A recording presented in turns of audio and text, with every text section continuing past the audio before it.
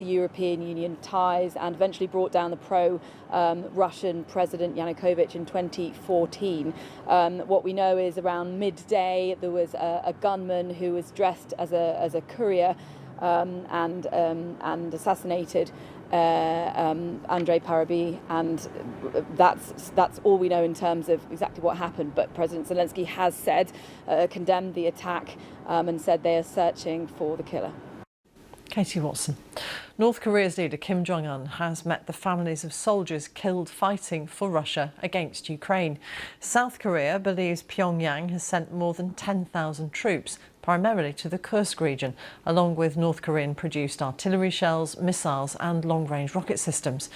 At a special ceremony, Kim Jong-un presented tearful wives and children with portraits of their loved ones wrapped in the North Korean flag and said his heart breaks and aches for the children who've lost their fathers. I've been speaking to our World Service Asia Pacific editor, Mickey Bristow. You remember that it actually was quite a few months before the North Koreans and the Russians admitted that North Korean soldiers were fighting on the side of the Russians in the first place. It was only in April we found out, long before it became obvious that they were fighting. The South Korean spy agency believes that North Korea sent, as we said there, over 10,000 troops, maybe 4,000 injured, maybe 600 killed, but North Korea doesn't give us those figures, so we're not sure. I'm sure we don't even know how the North Korean people feel about the involvement of their country in this conflict, but how is it framed by the leadership? Yeah, that's a good question, because I was trying to ask myself that same question a little earlier. Why, after not admitting for so long that your troops were fighting, why have this lavish ceremony shown on North Korean television where wives and the children of soldiers fighting have died? They're at this ceremony, they're crying. Kim Jong-un is trying to show his concern for these families. Why would they do that? I think partly it's because perhaps in North Korea the extent of these casualties are mounting up, people are noticing it. Perhaps Kim Jong-un, the leader, has to acknowledge in some way the contribution that these people are giving. So that's perhaps why they're doing this at the moment, why they're publicising these kind of ceremonies and showing Kim Jong-un trying to show himself as being concerned for the fate of these people. It does underline further, though, doesn't it, the relationship between North Korea and Russia when we're expecting to see Kim Jong-un meet Vladimir Putin in China very soon. Yeah, that might be another reason why we're seeing this, because next week Kim Jong-un, as you said, is travelling to China, where there's going to be a big military parade to celebrate the 80th anniversary of the end of the Second World War. President Putin is expected to travel there. He's thought to be meeting with Kim Jong-un. Perhaps it's Kim Jong-un giving him a gentle reminder of the contribution that North Korean troops have made, and maybe then upping the amount of aid and help that Russia gives North Korea, because this is a transactional relationship. North Korean troops are going to fight for Russia and dying for Russia. In return, North Korea is getting money, food and technical help. Mickey Bristow.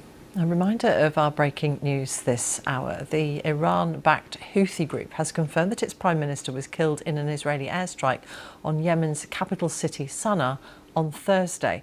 A statement was issued by the group's leader just a short time ago, confirming that death alongside those of other officials. And on social media, there has been a video posted of huge explosions in the Sana'a area. Local media say the Prime Minister, Ahmed al-Rahawi, was in an apartment with other senior figures, including the Defence Minister, when the attack happened. Well, this was the Israeli Defence Minister, Israel Katz, watching that strike at Air Force Command. There has been no immediate comment from Israel, but the IDF said on Thursday that several military figures within the Houthi group were targeted, and at the time they were supposedly watching a nationally televised speech from the Houthi leader, Abdul Malik al-Houthi. We're keeping an eye on that story for further reaction. Councils run by the Conservatives and Reform UK say that they will continue legal action to try to stop hotels being used to house asylum seekers, despite a ruling by the Court of Appeal yesterday on the Bell Hotel in Essex. 3 men remain in custody after being arrested during protests near the hotel in Epping last night, following the court's decision to overturn an injunction which would have prevented asylum seekers remaining there. Our reporter in Epping, Sam Harrison, is following developments. Well, there's been a real step change in emotion and feeling here in Epping. I was at the Royal Courts of Justice just last week when that judgment was delivered to remove asylum seekers from this hotel. That was seen as a victory for Epping Forest Council, and when the council leader came out onto the steps that day and delivered a speech, he said, yes, this is a big moment, it's an important moment, but don't celebrate too soon. That warning appears to have been fair, because what we've seen over the last 24 hours or so since that judgment was overturned is an increase in protests here in Epping and in other areas of the country as well. So as far as protests here outside the Bell Hotel, Essex Police said they made 3 arrests last night, all 3 for different alleged offences as well. One for violent disorder, one for assaulting a police officer, and one even for a case of drink driving out here.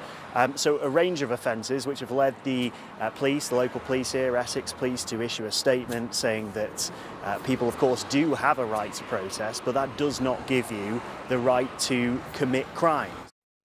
Sam Harrison. I've been speaking to Labour peer and former Justice Secretary Lord Falconer to ask whether the protests outside the Bell would have had an impact on the court's ruling. Well, what the Court of Appeal said is that you shouldn't be able to make the courts make decisions based on protest. So the Court of Appeal has said, we're not going to make an order requiring the hotel to be emptied of asylum seekers within 3 weeks, because what we're saying is let's wait until October when there's a full hearing of all of the issues. And they've said that's the right thing to do.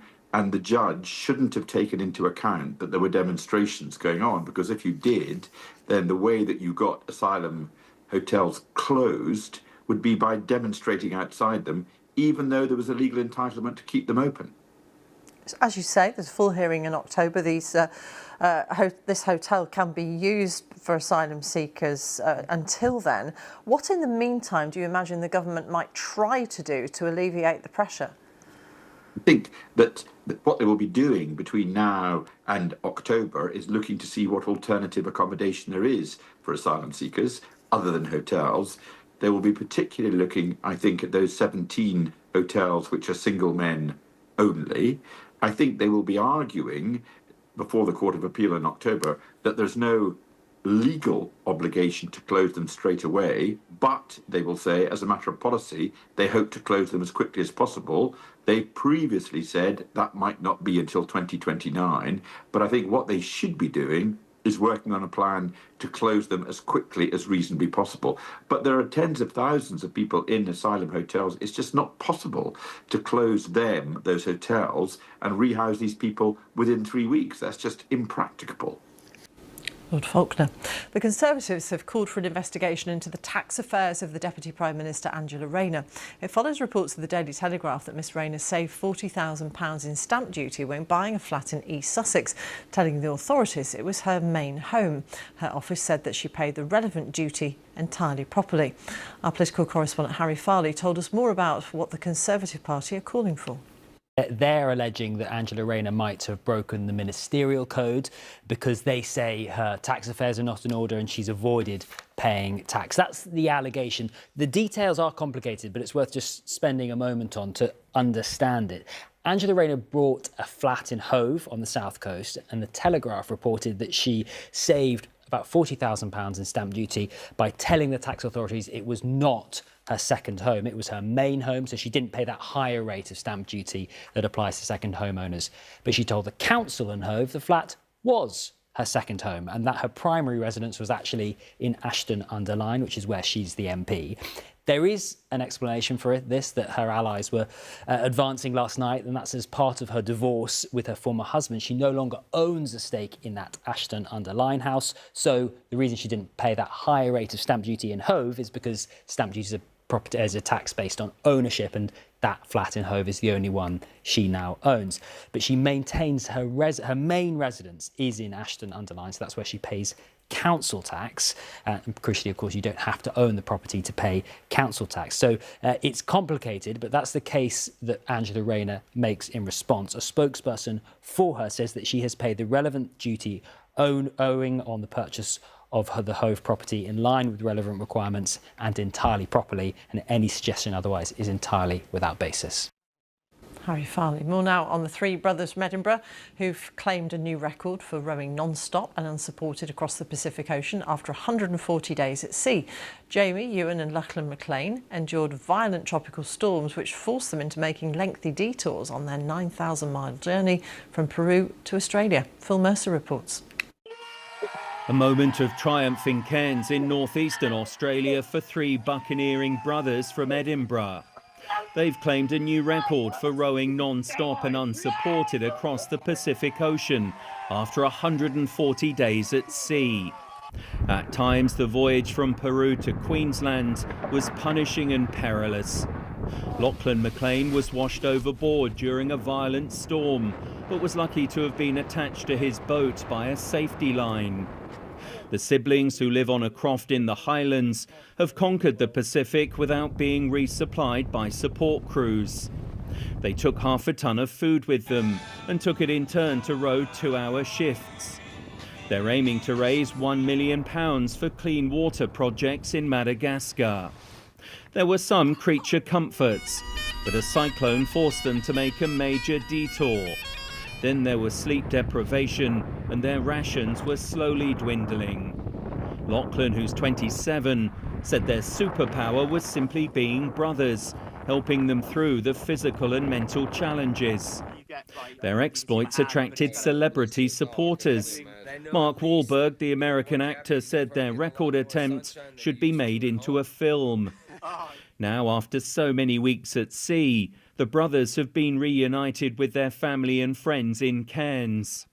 After an arduous yet exhilarating adventure, the trio said they were looking forward to pizza and a decent night's sleep. Phil Mercer, BBC News, Sydney. Just a quick reminder of the breaking news that we've been bringing you. The Iran-backed Houthi group in Yemen has confirmed that its Prime Minister was killed on Thursday in the capital Sana'a in an Israeli airstrike. Stay with us on BBC News.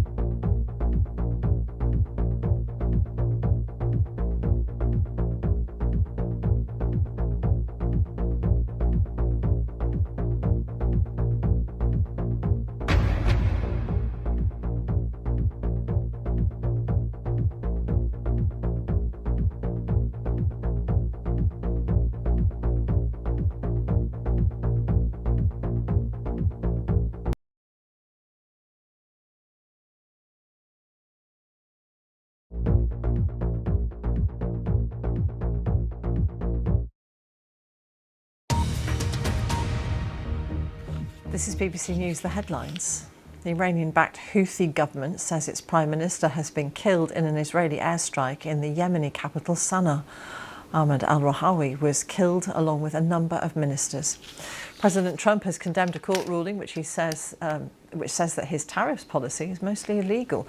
Mr. Trump said the judgment would destroy the United States if it were allowed to stand. Ukraine's central regions of Zaporizhia and Dnipropetrovsk have come under heavy Russian bombardment. It comes as President Zelensky says Moscow has used the time since the Trump-Putin summit to prepare attacks on Ukraine. North Korean leader Kim Jong-un meets the families of soldiers killed fighting for Russia against Ukraine. The head of the International Committee of the Red Cross has condemned Israel's plans for a mass evacuation of Gaza City, saying it's impossible to carry out safely.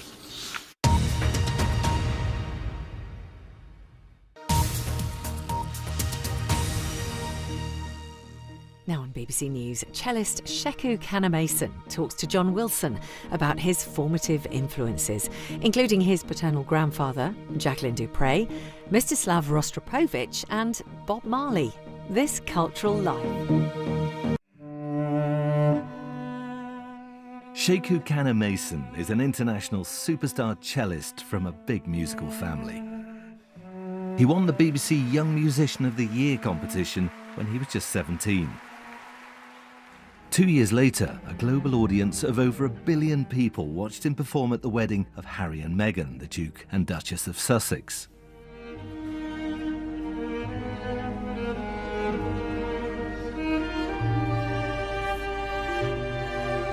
Born in Nottingham, Sheku and his 6 siblings, all classical musicians, often perform together.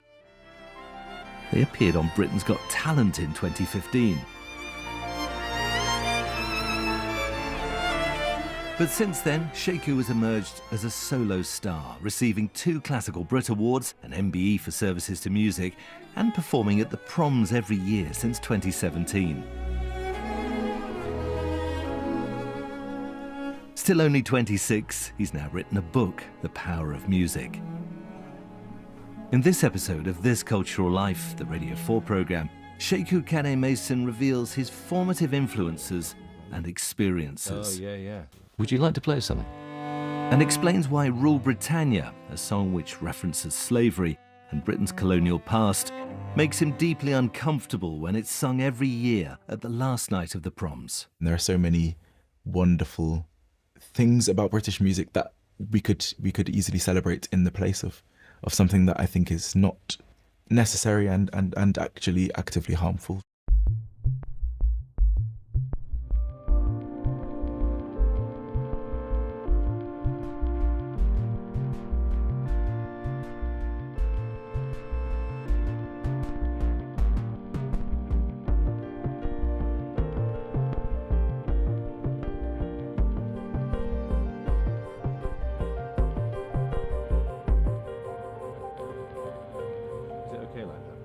Yes, yeah. Sheku Kanneh-Mason, welcome to This Cultural Life. Thank you very much. I'm delighted that you brought your cello to the studio with you today. Just first of all, tell us about this instrument. Who made it and when? It was made in 1700 by Matteo Goffrilla, who was a maker in Venice, one of the great makers of particularly cellos, but violins as well. And this is a particularly special example of his work. 325 years old then. Yes. It's an incredibly good nick, isn't it? It is, I love that patina of age that you have all the way the varnish. How does it sound?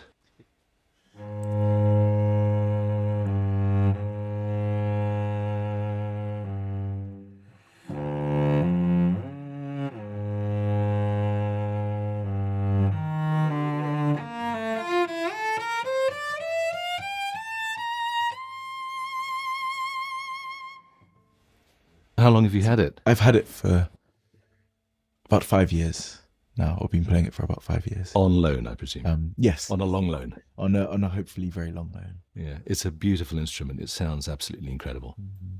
On This Cultural Life, Sheku, my guests choose their most important creative influences and experiences. But I'm going to start by taking you back 2 generations to your paternal grandfather, Arnold Mason, to whom you've dedicated your new book.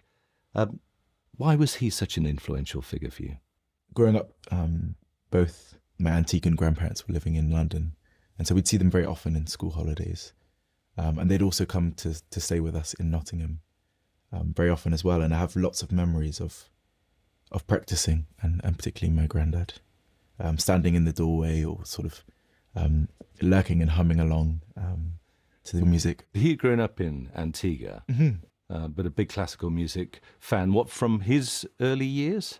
He was, always really fascinated and in love with classical music. So what was he listening to? What did he love? Composers like Chopin and Rachmaninoff for the piano and for the cello, Dvorak, the cello concerto. He's always telling me he wants to hear me play that. And he was a great lover of chamber music, and in particular Schubert's Trout Quintet. There was a particular documentary made by Christopher Newpin, I believe, of in the late 60s, 1968. Yes, exactly, of the sort of preparations and a performance at the Queen Elizabeth Hall in London of 5, at the time, like superstar soloists of their individual instruments. Itzhak Perlman, Daniel Barenboim, Jacqueline Dupre, Zubin Mehta, and Pinchas Zuckerman. 5 individualists with a single aim. You're gonna be eaten tonight.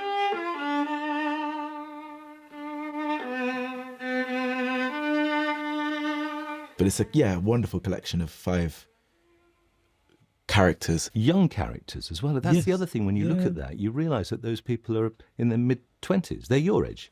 Yeah, I guess, in their youth, but very much at the height of their careers in many ways as well. You're one of 7 siblings, all of whom play instruments and have famously played together for many years. Did you watch that documentary? Was that something you took notes from, that was an inspiration?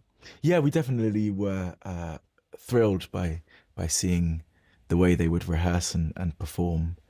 At that time, we were all starting to learn our various instruments and actually wanted to learn the particular instruments that would form that quintet. In the end, that didn't happen because double bass was a bit too big in my parents' opinion.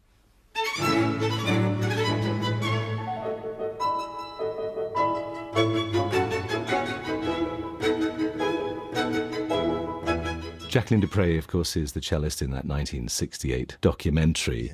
At the time, she was already a big star, having recorded the Elgar Cello Concerto 4 years earlier, I think when she was just 20 years old, in 1964. Was she a role model for you when you first started playing the cello?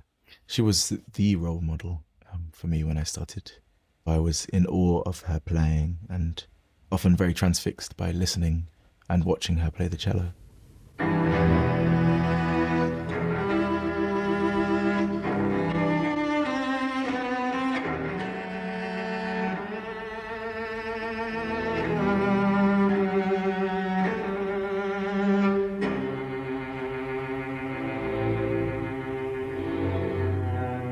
I think this commitment to every note and this utter kind of conviction with which she plays was, as a child, was something that I was incredibly drawn to. Did you study her and emulate her then? I'm sure I definitely watched lots of videos and tried to get that vibrato and learnt from what she was doing. I think it's also a very individual way of playing that she has, and so whilst I learnt some specific things, I also learnt just from the approach to playing.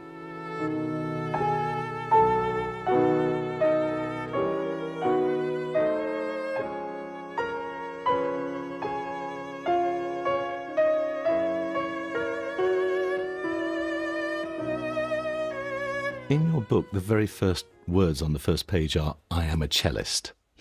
Can you remember the first time that you picked up this instrument and the effect that it had on you? My dad played the cello in his youth, and so we had a cello at home. And when I said that I wanted to learn, I took out his cello, which was far too big, of course. And I have a memory of looking down at the instrument, at the fingerboard, and drawing the bow across the string, and feeling the instrument really close to me physically, and enjoying that sensation. You've been playing violin before that? I was playing the violin because my mum was teaching me, and my older sister Aista and Bremo, my brother, were playing the violin and the piano, so it was natural to also follow and do what they were doing. I don't have much memory of playing the violin, to be honest, but I don't think I got on very well. Was it expected of you that you just learn an instrument at a young age? Yes, definitely. I don't really... There was no choice in this matter. Yeah, I don't remember. I think at that age, it could have been I just wanted to play a bigger and cooler instrument than my older siblings, or maybe there was something special in the sound that I was really drawn to. I mean, obviously you are innately talented, as are your siblings, but what accounts for that huge success that you've had as a family? The fact that everybody has this gift. I don't know. I think the love for it is such a big factor in it all, and has to be. And also the ideas of and that particularly our parents taught us, the ideas of dedication and hard work are also and will also always be very important. Your next choice for this Cultural Life, Sheku, is another of your musical heroes. It's the Russian cellist Mstislav Rostropovich. Mm-hmm. Do you remember the first time you heard him? Yes, I do. It was he has a few different recordings of Rachmaninoff's Vocalise, but there's one in particular. I think it's the second earliest recording, and the sound and intensity of vibrato and range of expression is something incredibly gripping.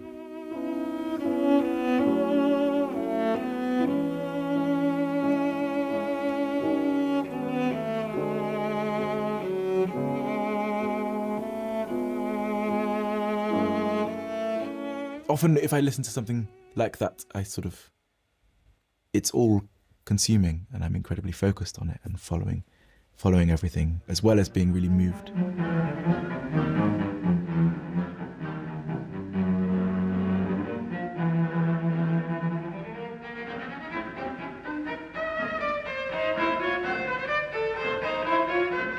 Rostropovich was taught by the Soviet composer Shostakovich, who wrote both of his cello concertos for Rostropovich to play. In 2016, of course, you won the BBC Young Musician of the Year playing the Shostakovich first cello concerto.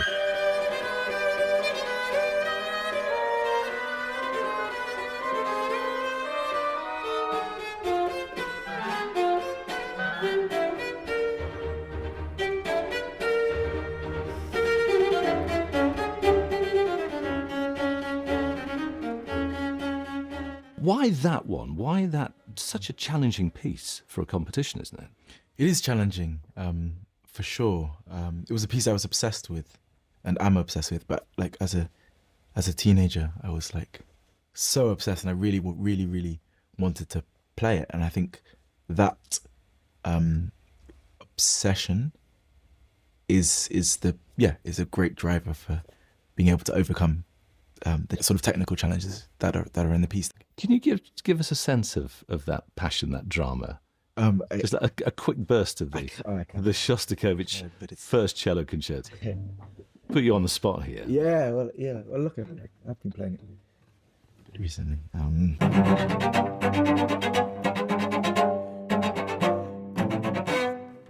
So it has that it's almost it's very intense. It's very percussive, and it's physically involved. In one of the heats for the Young Musician of the Year, you actually broke a string. Astonishingly, it was your C string, the thickest string, which gives a sense of how hard you were playing. Yes, I think I was just giving everything, perhaps too much in that moment. But it's nice to be to feel on the edge of I don't know, of possibility and tension and sound. Shostakovich was denounced by Stalin, and Rostropovich himself was exiled in the 1970s from the Soviet Union. And both of those musicians are associated with political dissent, with resistance, with protest. How aware do you have to be of that history to understand the music, to play this music, do you think? You do have to be very aware, because this is what what is in the music and what the music is often very strongly about. I remember practicing before I was recording the second concerto of Shostakovich, and I'd have to really, take moments in the middle of the day to go for a walk and breathe, because it was so consuming and such a dark and terrifying place to spend a lot of time. You also performed famously at the wedding of Prince Harry and Meghan Markle, and an audience of over 1 billion people, I think, worldwide.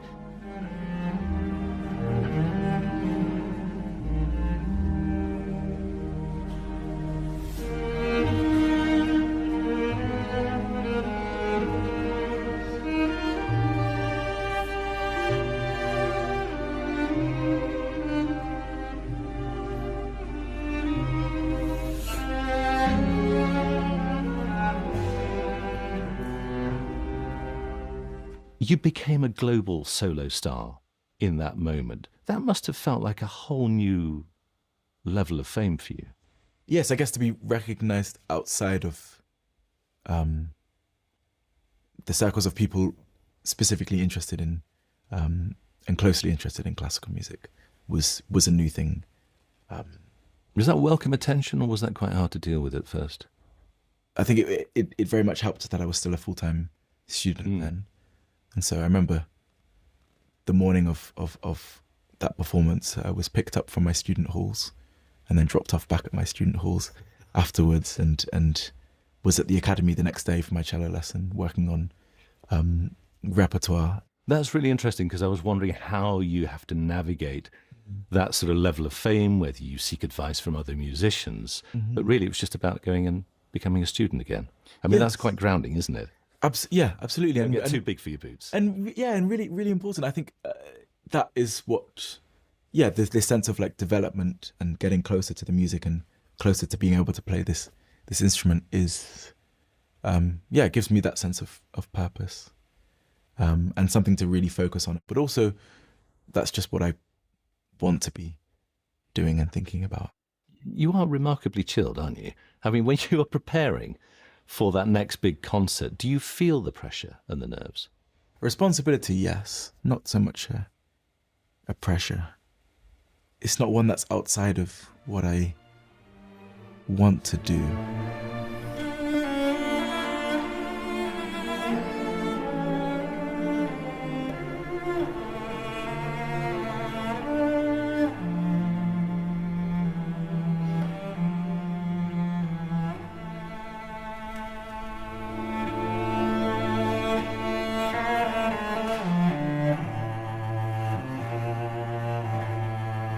What's it like walking out at the Proms as a solo performer? It's one of the biggest thrills that I've had. It's an amazing arena, and to walk out into a space that you really feel that the love and celebration of music is so much at the heart of that festival. And it's, I mean, as a spectacle, it's quite... You're literally surrounded by people. Yeah, it's quite overwhelming and very special. So I always love performing at the Proms, for sure. You've talked about the song Rule Britannia, which is sung every year at the last night of the Proms, and you've said that it is something that makes a lot of people feel uncomfortable. And there was a backlash in the press, and particularly online, when there was some really vitriolic, racist abuse directed at you. I mean, that must have been a huge shock, wasn't it?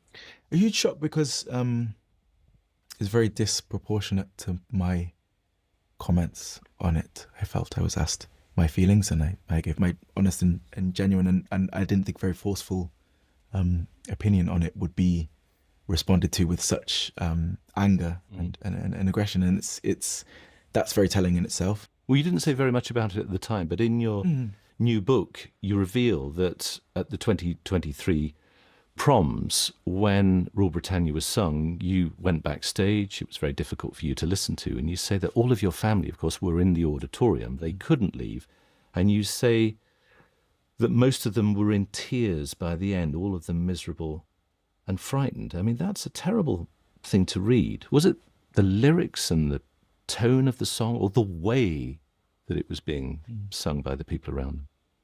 I mean, I wasn't in auditorium because I didn't want to be, quite frankly. But it's the lyrics. I think as British people, and I feel British and my family do, with ancestors who were, and not so distant ancestors who were enslaved, singing a song that has lyrics that says that, that sort of, so Britons never will be slaves. And sung with such, I don't know, determination and joy. It's really difficult to hear and uncomfortable to be in the presence of, knowing where we have come from and also feeling British, and then also feeling excluded and sort of excluded in that moment is a shame. And I think the Proms is a celebration of music, and that's what I believe it is and should be. And there are so many wonderful things about music and about British music that we could easily celebrate in the place of something that I think is not necessary and actually actively harmful to a lot of people. I'm going to quote from your book. You say it's an embarrassing reminder of a Britishness that celebrates imperial glory and subjugation. And then you say that most musicians and those who decide the repertoire would dearly love it to be left behind. Most musicians, have you had this conversation? Yes, with a lot, of course, and a lot of musicians in the moment. When I was having a lot of backlash about it, were reaching out and showing their support in lovely ways. I'm not attacking the Proms, and I'm not attacking the musicians. And actually, I've been very kindly supported by them.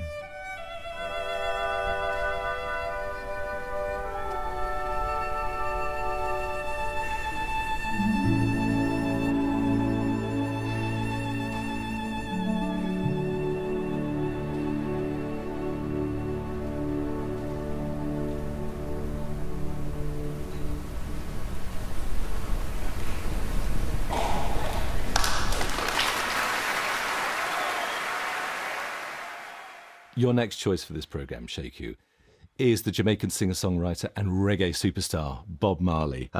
When did you first hear Marley? I would have been a young child when I first heard his voice, probably at my Welsh grandmother's house. I remember she had a CD. Your mum's mum? My mum's mum, yes, in Caldicot, which is a small town in South Wales. And I remember she has a CD of Legend album, which is a collection. It was a posthumous best of, isn't it? Sort of, that and Kaya, also a really, really great album. And I have lots of memories of listening to his music there. I have a great love of a lot of the songs.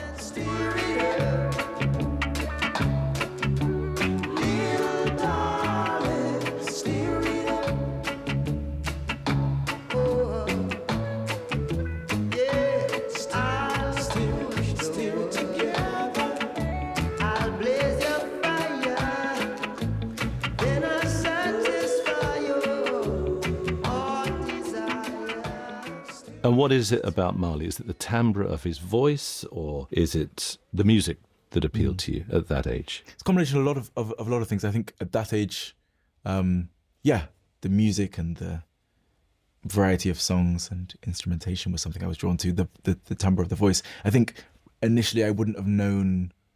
Definitely I wouldn't have known the lyrics, and then definitely what it was about. But I would have felt the feelings towards that, and that's something that communicates. And then, of course, later I would understand the meaning behind the songs. Marley's music, of course, can be sensual and romantic, or it can be mystical, it can be militant. And is there any one particular aspect of his music that appeals to you? I like the sweetness in a lot of his songs. And I like the rebelliousness in a lot of the songs as well. You can fool some people sometimes, but you can't fool all the people all the time. And now you see the light. You stand up for your right. I've watched a lot of those live concerts, and it's amazing to see a performer so committed to the music and so able to communicate and bring an audience with him in his storytelling. that's really powerful. And he seems lost in the music, though. He seems completely lost and consumed by the music and by the moment. But that idea of being lost in music, being sort of almost transported by the music, I think that's something every time I've seen you play that I've noticed. You seem to kind of disappear into the music. Yes, well, I mean, are you aware of where you are when you're performing? I am aware of. Yeah, I'm aware of where I am and some things, but I'm often very consumed by what's happening in the music and what it's saying and what it makes me feel.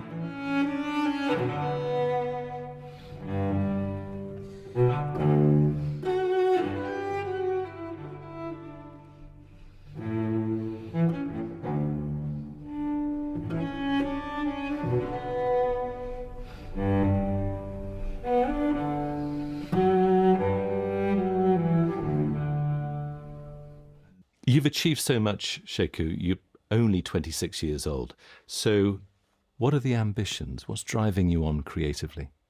I love music and I love playing and I love sharing that with audiences.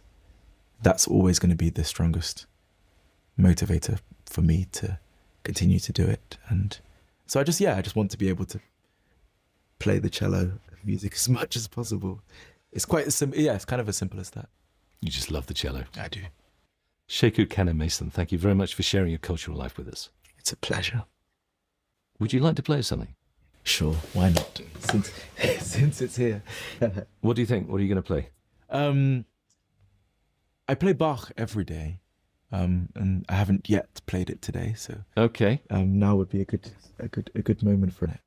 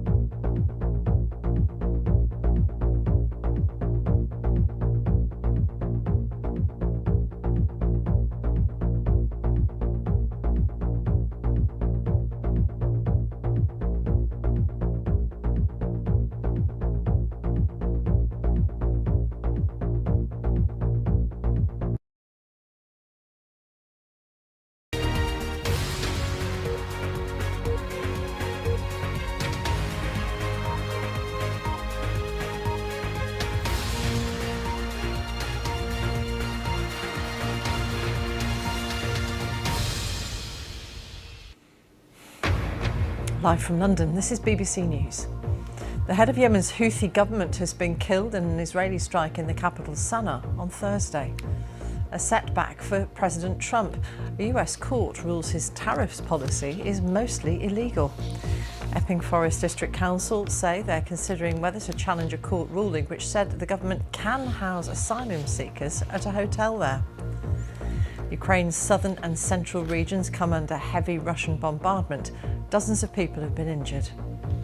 And row, row, row the boat gently down the stream. 3 brothers from Edinburgh claim a new record for rowing across the Pacific Ocean.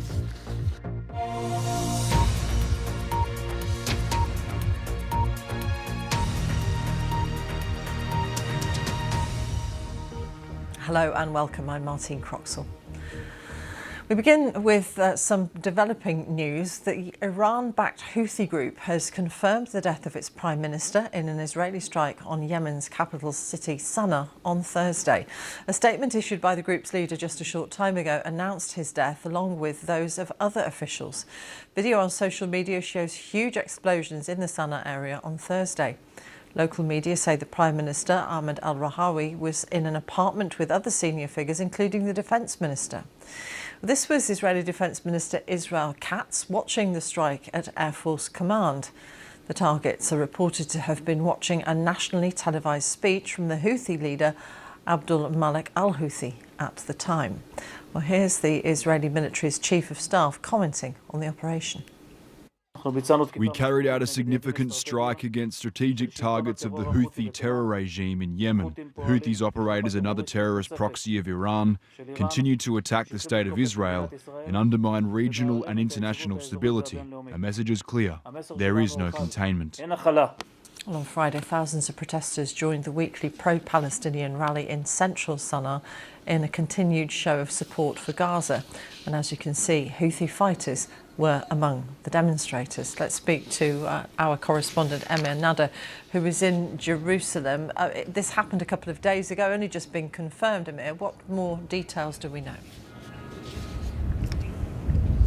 That's right. We'd seen reporting in Israeli media and indeed in anti-Houthi Yemeni media that that senior leadership, the PM and other ministers had been killed. But this is official confirmation from the Houthis. Al-Rahawi, the Prime Minister, isn't known to be have any role in the, or have had any role in the Houthis' military operations, but clearly this will be a huge blow to the Houthis. Abdul Malik al-Houthi, who is the ultimate leader of the Houthi group, he isn't reported to be amongst the casualties either. We've also heard from Israeli media that the Houthi Minister of Defense and Chief of Staff aren't believed to be amongst the casualties. So it is a huge blow to the Houthis, but it is unclear how much it will impact their ability to launch strikes on Israel, which we've seen ongoing for many, many months. And we have had, as part of that statement from the Houthis, an affirmation. They're saying that we will continue in our support and defense of the people of Gaza. Obviously, that's the reason that they give for their continued attacks on Israel throughout the Gaza war, that they call for a ceasefire and more aid to get into the Gaza Strip. And meanwhile, we've seen ongoing responses by Israel targeting strikes sites in the capital Sana'a and elsewhere in parts of Yemen controlled by the Houthis in recent months. In terms of context, though, many regard this as a proxy war because Iran backs the Houthi group.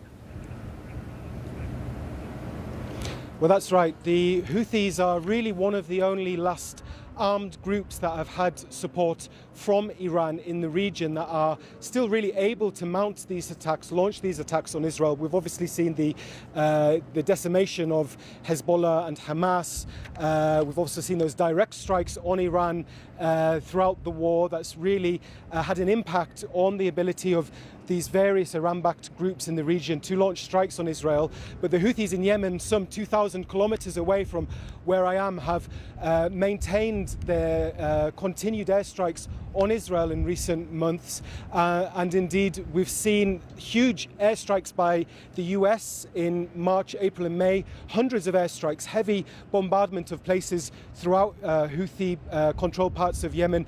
That also didn't seem to impact the Houthis' determination determination to continue attacking Israel. So with these latest killings of senior Houthi leaders, it is unclear whether it will indeed impact the determination of the Houthis to continue launching missiles at Israel.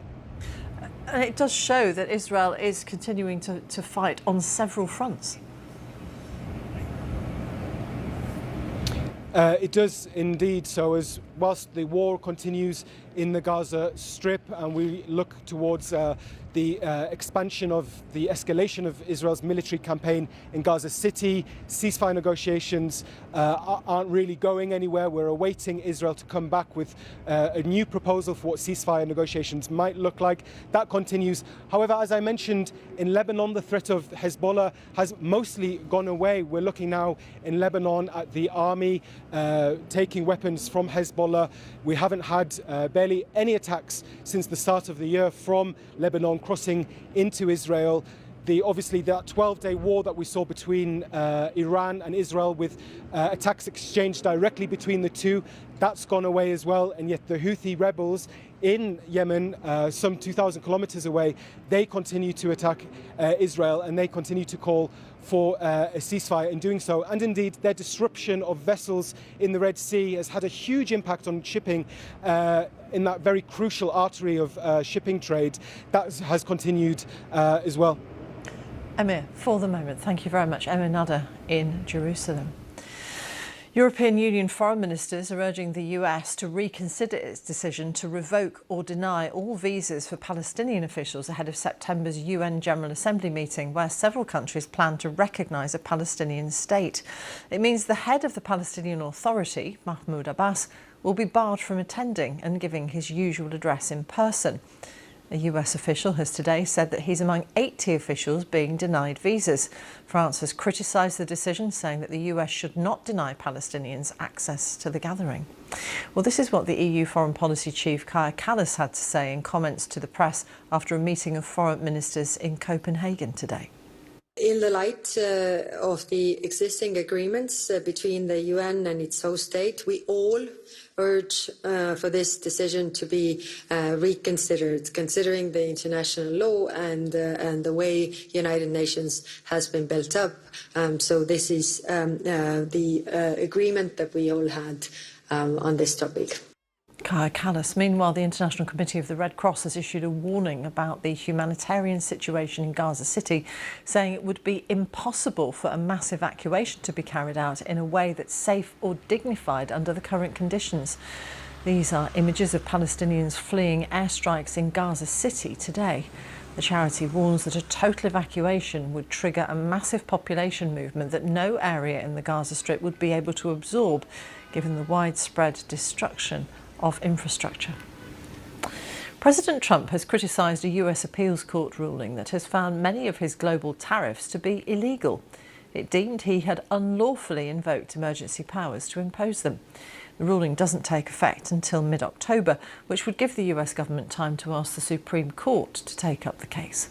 Mr. Trump said if the decision is allowed to stand, it would literally destroy America.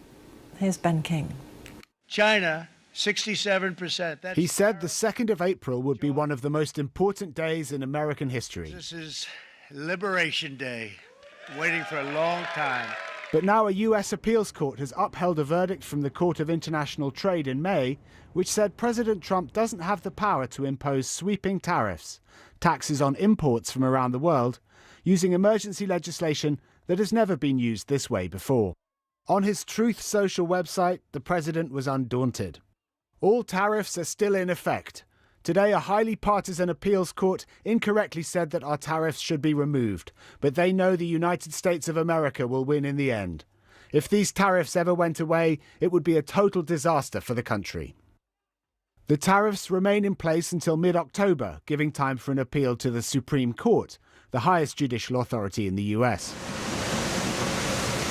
The ruling covers many of President Trump's trade policies, including the so-called reciprocal tariffs on more than 90 countries, announced in April.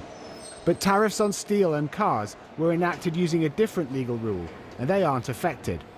The Prime Minister negotiated big reductions in these for UK businesses back in May. Huge amounts of uncertainty about whether or not even the trade deals that you get is going to be enough to stop the dampening of economic activity, which I don't think would be, but it's better than not having a deal. President Trump is hoping to raise billions from tariffs to offset other tax cuts. But even if the Supreme Court upholds this ruling, Trump could still impose similar tariffs through other legal routes.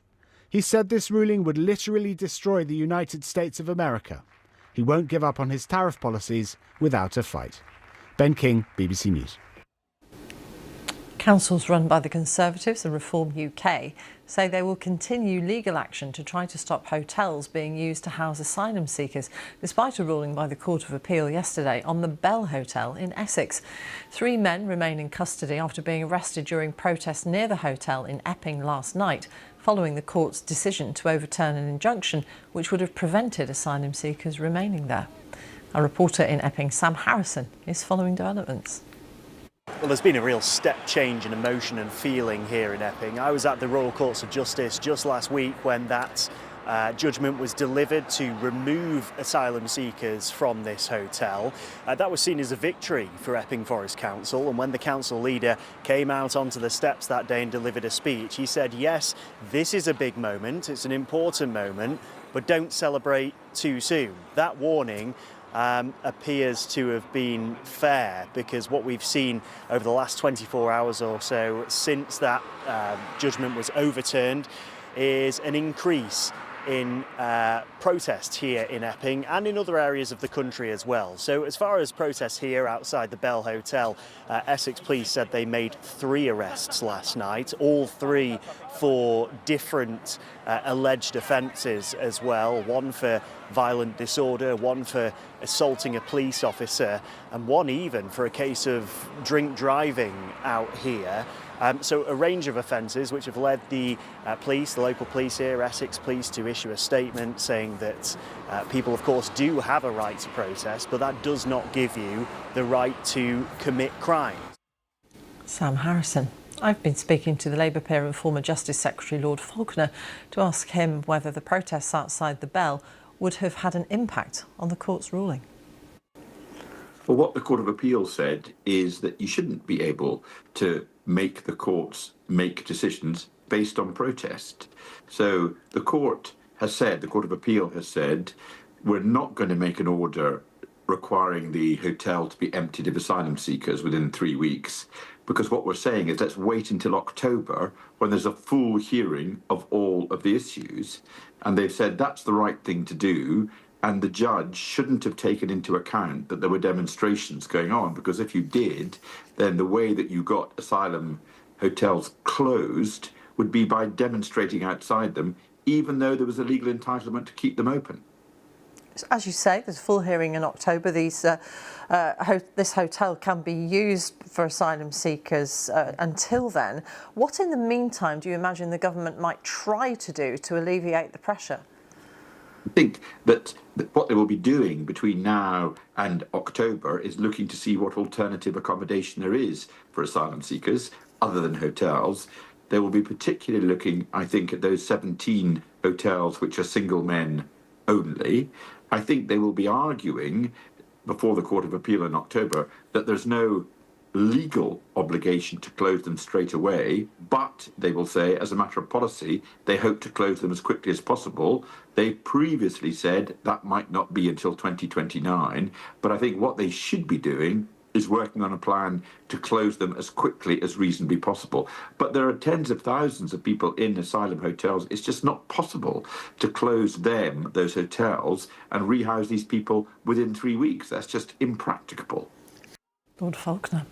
The Conservatives have called for an investigation into the tax affairs of the Deputy Prime Minister Angela Rayner. It follows reports in the Daily Telegraph that Ms Rayner saved £40,000 in stamp duty when buying a flat in East Sussex, telling the authorities it was her main home. Her office said she paid the relevant duty entirely properly.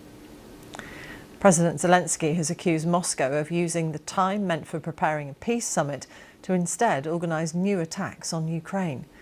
Overnight, central and southern areas of Ukraine came under intense air attack from Russia, killing at least one person and injuring more than 20 others. Here's Joe Inwood.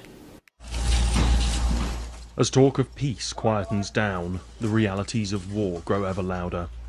This was the city of Zaporizhia as Ukraine endured another night of missile and drone attacks. Emergency services who released this footage worked through the night to put out the flames and bring people to safety. There was one explosion, then another around 2 a.m. We were sheltering in the common space in the building. There were explosions, one after another. President Zelensky said Moscow launched over 500 drones and 45 missiles, hitting 14 regions across the country. Russia claimed it was targeting missile and aviation infrastructure, as well as military airfields, and said the strikes were a success. At the same time, Ukraine hit 2 Russian oil refineries.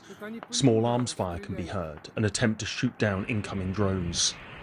Krasnodar and Syzran have both been hit before, part of Ukraine's strategy of cutting off the income that fuels the invasion. It all comes as talk of a peace deal seemed to be fading.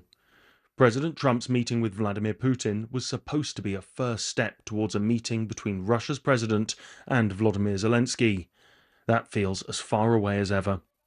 At the United Nations Security Council, the US representative reflected Washington's growing frustration. President Trump has warned of further economic measures the United States could take if Russia instead chooses to continue this war. Measures which could have far-reaching impact on Russia's future economic prosperity. The United States calls on the Russian Federation to avoid these consequences by stopping the violence and engaging constructively to end the war. Back in Zaporizhia, and the cleanup is underway. Russia continues to make slow but steady advances on the ground, with the fear that they are playing for time. It is the people in cities like Zaporizhia who are paying the price. Joe Inwood, BBC News. Meanwhile, Ukraine has launched a murder investigation after an MP was shot dead in the western city of Lviv. President Zelensky says the killing was carefully planned and a deliberate plot. Our correspondent Katie Watson is in Kiev following developments. Well, President Zelensky has called for action from the US, from Europe and from the whole world, again condemning these attacks, the second large attack in 3 days. Now here in Kyiv, there were air raid sirens that went off late last night into this morning when they were called off. But the last few hours we've had several again. Now the capital didn't bear the brunt, but people here were still not taking any risks. Many people going to shelters and going into the underground to make sure that they were protected. Andrei Parubiy was a former speaker in the Ukrainian parliament, a prominent leader in the Euromaidan movement, which advocated for closer European Union ties and eventually brought down the pro-Russian President Yanukovych in 2014.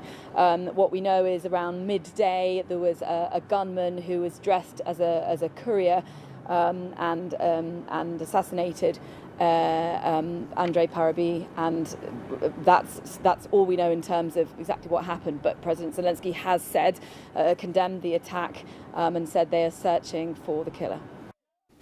Katie Watson. In Venice at the annual film festival, hundreds of people have taken part in an anti-war demonstration to highlight the situation in Gaza. Saturday evening is usually the festival's biggest and busiest night.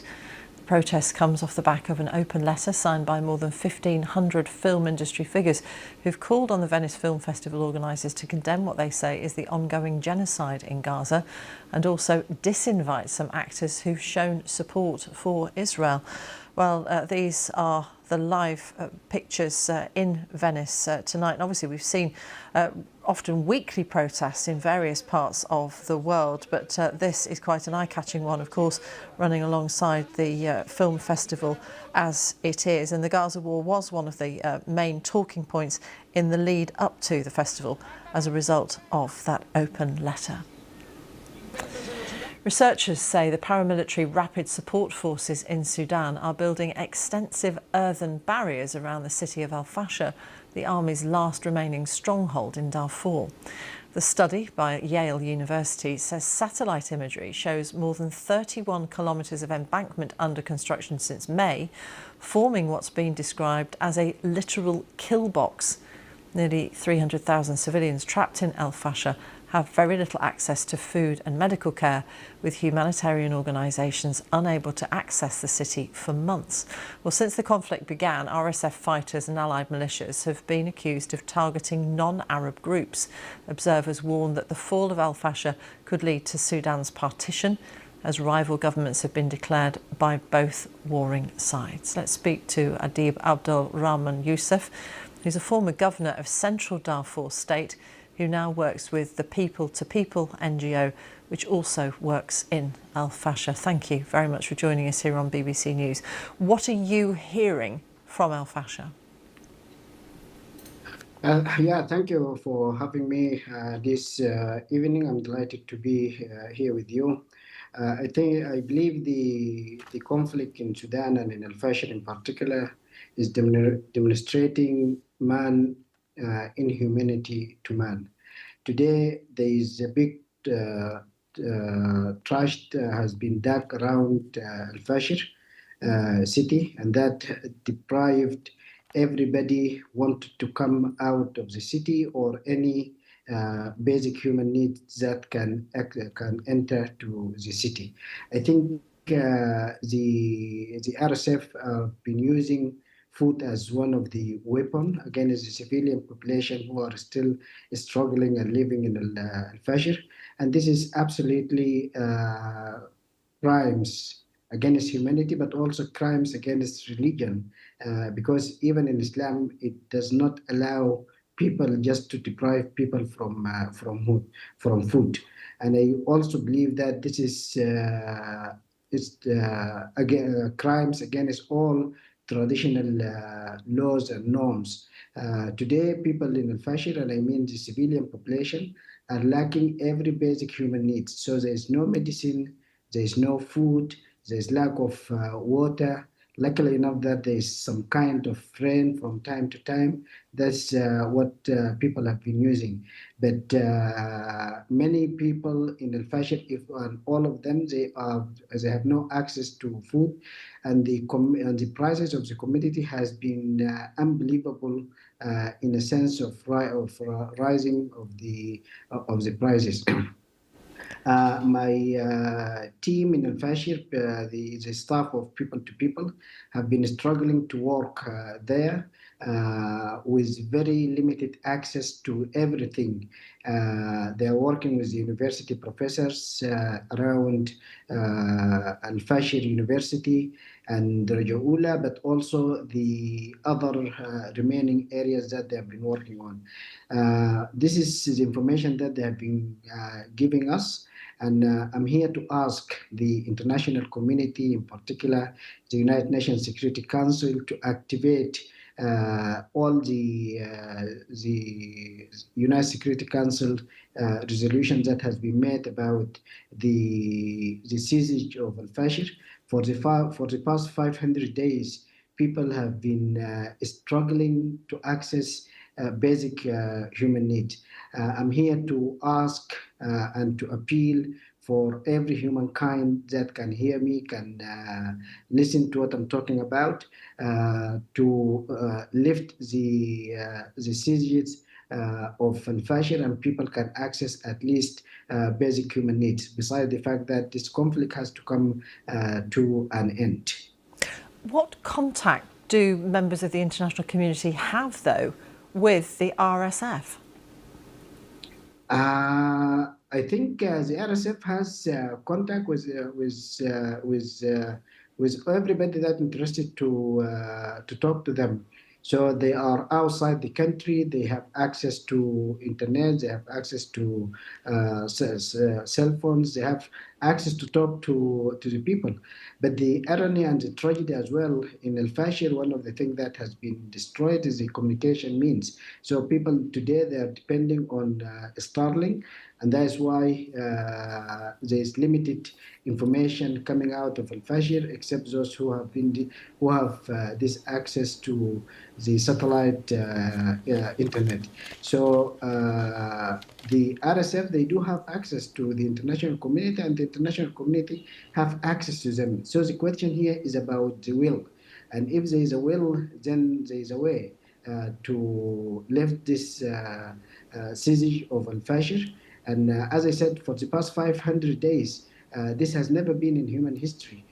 People have been deprived food and water, medicine, in the watch of everybody and in the watch of all institutions and organization and international organization and intergovernment organization and so on. And I think it is so important to have one standard to deal with the citizen and the civilian population in Al-Fashir. Those people, those innocent people today, they don't have the means to come out of the Al-Fashir, and but things have been extremely expensive. And with the dark of this trashes around and surround Al-Fashir city, it became almost impossible for the civilian population to come out. Adib Abdul Rahman Yusuf from the People to People NGO, thank you for giving us a comprehensive sense of what's happening in Sudan.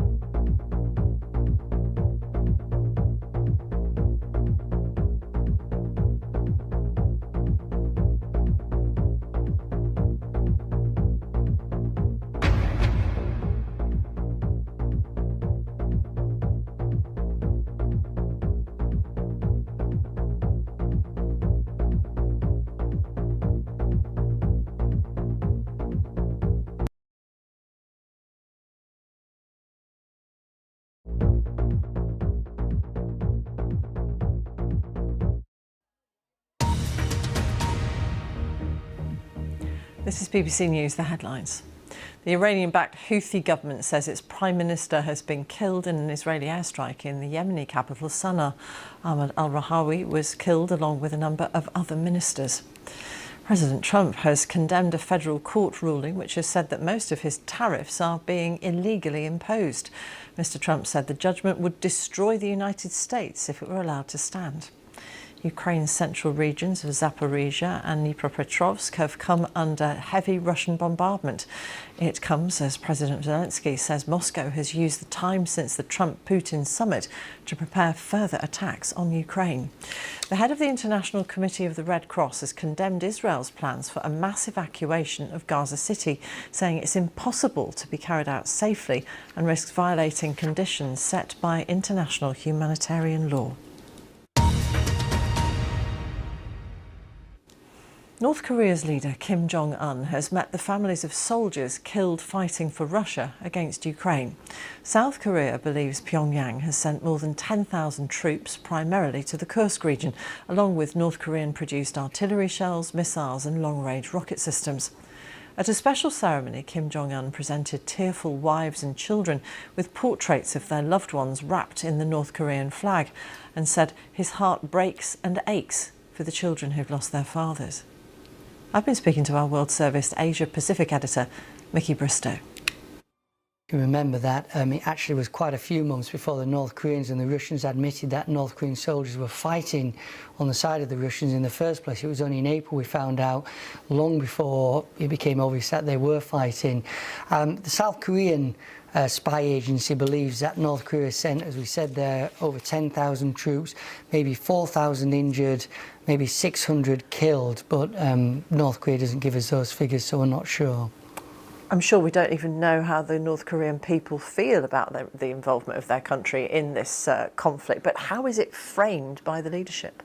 Yeah, that's a good question, because I was trying to ask myself that same question a little earlier. Why, after not admitting for so long that your troops were fighting, why have this lavish ceremony shown on North Korean television where wives and the children of soldiers fighting have died? They're at this ceremony, they're crying.